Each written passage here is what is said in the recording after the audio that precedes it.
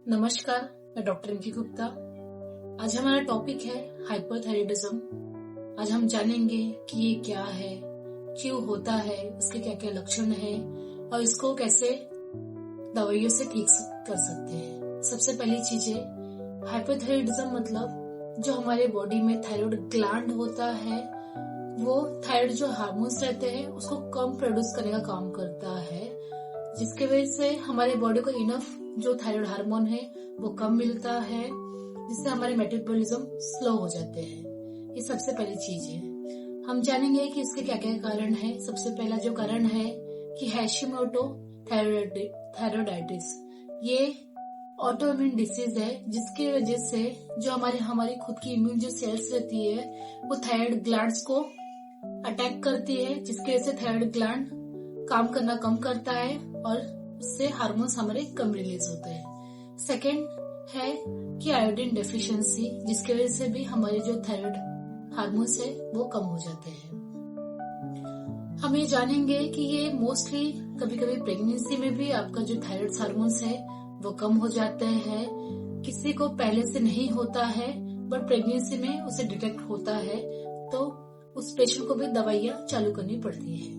अब हम जानेंगे कि इसके लक्षण क्या क्या है। सबसे पहले जो लक्षण दिखाई देते हैं, पेशेंट को बहुत ज्यादा थकान होना, कमजोरी महसूस होना, कुछ काम ना करने का मन करना, उसके साथ में हमेशा ठंडी लगने रहना, मतलब अगर नॉर्मल टेम्परेचर भी है फिर भी उस पेशेंट को हमेशा ठंडी लगती रहती है। बॉडी में सूजन लगना, सुबह उठने पर से चेहरा फूगा फूगा लगना, उसके साथ में हाथों पैरों में स्वेलिंग जैसी आना, इडिमा जैसी कंडीशन होना। उसके साथ में जो पीरियड्स रहते हैं ये भी इन पेशेंट में इरेगुलर पाए जाते हैं। कभी कभी नहीं भी पीरियड्स या 3 महीने में, 6 महीने में, साल भर में भी ये पेशेंट में पीरियड्स हो सकते हैं। उसके साथ में इनको डिप्रेशन जैसी फीलिंग होना, मूड चिड़चिड़ाहट जैसा फील होना, जो उनका हार्ट बीट रहता है वो कम होता है। इनमें ऐसा भी देखा गया है कि जो बीपी बढ़ने की भी कंडीशन हो सकती है इन पेशेंट में। उसके साथ में इनको लीवर का प्रॉब्लम होना, जैसे फैटी लीवर वगैरह होना, बिकॉज ये जो हार्मोन्स रहते हैं हमारे मेटाबॉलिज्म को भी कंट्रोल करते हैं। तो हार्मोन्स कम होने की वजह से मेटाबॉलिज्म भी हमारा स्लो हो जाता है, तो इनको इंडाइजेशन होना, पेट में गैस जैसे अल्सर जैसे प्रॉब्लम होना, फैटी लीवर होना, ये कॉमन हो जाता है। ये कॉन्स्टेंट पेट भी ना साफ होना।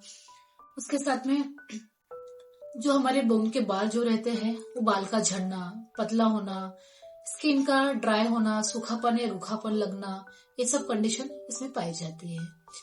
अभी हम जानेंगे कि इसका ट्रीटमेंट क्या कर सकते हैं। जो देखिए जो थायराइड ग्लैंड है ना वो हार्मोन्स बनाना कम कर रहा है, तो हम ऐसे कोई मेडिसिन जो देंगे जिसकी वजह से वो जो हार्मोन्स का कमी हो रही है बॉडी में उसका मेंटेन हो जाए। तो जो लीवोथायरक्सिन हार्मोन्स है उसको हम देंगे जिससे वो हार्मोन्स मेंटेन रहे। आपको ये जो टैबलेट्स है अकॉर्डिंग टू आपके डॉक्टर और रिपोर्ट्स के हिसाब से आपको कंटिन्यू करनी है और ये रहेगी। सेकेंड, ये प्रेगनेंसी में भी जो थायराइड है ये टेस्ट करना जरूरी रहता है, बिकॉज ये प्रेगनेंसी में किसी किसी लेडीज को थायराइड डिटेक्ट होता है फर्स्ट टाइम, तभी भी आपको आपके गायनेक के हिसाब से इसका ट्रीटमेंट लेना है।